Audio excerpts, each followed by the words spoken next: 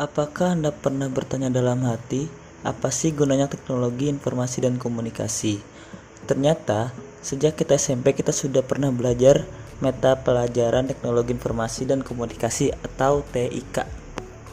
Tetapi, pernahkah kita bertanya untuk apa TIK itu kita pelajari? Berikut saya akan bahas tentang manfaat dan contoh pengaplikasikan dan penerapan TIK di segala bidang. 1. Bidang industri manufaktur. Banyak sekali sekarang perusahaan-perusahaan besar atau kecil yang menetapkan TIK dalam bisnisnya. Penggunaan teknologi software atau hardware yang memiliki teknologi yang sangat maju. Contohnya saja penggunaan software seperti penggunaan computer aided design atau yang disingkat CAD. Penggunaan CAD membantu untuk mendesain bentuk suatu produk dengan sangat cepat, mudah, dan memiliki ketetapan tinggi. Contohnya saya perusahaan yang memproduksi mobil. Dengan mudah merancang desain dan mengubah bentuk part dengan ukuran dan dimensi yang akurat. Penggunaan software dan hardware seperti penggunaan mesin-mesin robotika yang membuat pekerjaan menjadi lebih terotomatisasi sehingga lebih cepat dan akurat, yang bisa mengurangi resiko kegagalan dalam produksi. 2. Bidang kesehatan. Tentunya kita sudah tidak asing melihat layar panggilan nomor antrian yang menggunakan LED. Tidak hanya itu, untuk mengambil nomor antriannya juga sekarang sudah menggunakan mesin antrian sehingga pasien tidak usah repot-repot mengembalikan nomor antrian tersebut ke tempatnya semula. Selain itu, penerapan dan pengaplikasikan TIK dalam bidang kesehatan ada konsultasi online seperti Halo Dokter, adanya aplikasi program inventory untuk mengetahui data obat, contohnya stok obat. Contoh lainnya dalam bidang kesehatan adanya smart card yang membantu juru medis melihat riwayat penyakit si pasien. Selain itu, penggunaan robot juga bisa membantu untuk melakukan operasi pembedahan. Beberapa rumah sakit juga sekarang sudah menggunakan alat scanner untuk men-scan pasien. 3. Militer.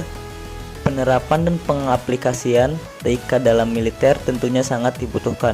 Pertahanan negara dalam mengamankan dan menjaga keutuhan suatu negara tidak hanya membutuhkan tentara yang kuat saja, tetapi alat-alat teknologi yang canggih juga. Contohnya, Angkatan Laut. Penggunaan radar inframerah manfaatnya untuk mendeteksi adanya ancaman perahu asing yang bisa merusak kedaulatan negara atau merampas kekayaan negara. Selain itu, amunisi yang memiliki teknologi tinggi juga dibutuhkan. Contohnya, rudal yang bisa mengunci targetnya. 4. Pemerintahan. Penerapan TIK dalam bidang pemerintah memiliki peranan yang sangat penting, seperti eKTP. eKTP ini dapat mencegah KTP ganda dan memalsukan KTP. Terciptanya keakuratan data penduduk untuk mendukung program pembangunan. Terwujudnya database kependudukan yang akurat, sehingga data pemilih dalam pemilu dan pemilu kada yang selama ini sering bermasalah tidak akan terjadi lagi. Dan semua warga Indonesia yang berhak memilih terjamin hak pilihannya. Selain itu, banyak layanan online seperti pendaftaran NPWP, pendaftaran kartu prakerja, layanan pengaduan hoaks dan berita bohong, dan masih banyak lainnya. 5. Ekonomi. Penerapan TIK dalam bidang ekonomi tentunya sekarang kita bisa merasakan manfaatnya, baik dalam penggunaannya. Contohnya adalah ATM yang terintegrasi langsung ke bank, di mana kita bisa melihat saldo uang yang kita punya dan kita bisa langsung menarik uang di ATM tersebut. Selain itu, adanya e-commerce sebagai layanan jual beli suatu barang secara online yang membuat kita tidak harus mendatangi toko penjual tersebut. Dan kita juga dapat menggunakan sosial media dalam transaksi jual beli.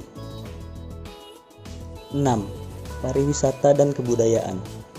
Dalam pariwisata dan kebudayaan, penerapan TIK bisa mempermudah urusan kita, seperti pemesanan tiket, transportasi atau travel, hotel, dapat dilakukan secara online melalui aplikasi seperti Traveloka atau Tiket.com. Selain itu, melalui internet dan sosial media, kita bisa mencari tempat wisata dengan mudah. 7. Politik. Dalam politik TIK sangat dibutuhkan untuk saat ini. Hal ini berguna untuk melakukan segala urusan dengan lebih cepat dan efisien, seperti pada saat pemilihan umum, perhitungan suara agar lebih akurat menggunakan quick count. Banyak lembaga survei melakukan sistem perhitungan suaranya dengan sistem quick count. Melalui sistem ini, kita dapat melihat hasil proses penghitungan secara cepat, dan kita juga secara langsung dapat melihat hasilnya yang ditampilkan pada layar televisi. 8. Pendidikan. Dalam dunia pendidikan saat ini, hampir seluruh kegiatan menggunakan TIK, mulai dari pendaftaran sekolah yang sudah menggunakan platform digital, kegiatan belajar dan mengajar, melakukan absensi, melakukan video conference, dan lain-lain. Selain itu, kita dapat dengan mudah mengakses informasi melalui internet untuk mencari sesuatu dalam kegiatan belajar. Allahumma sholli wa sallim ala sayyidina wa maulana Muhammadin adada ma fil milahi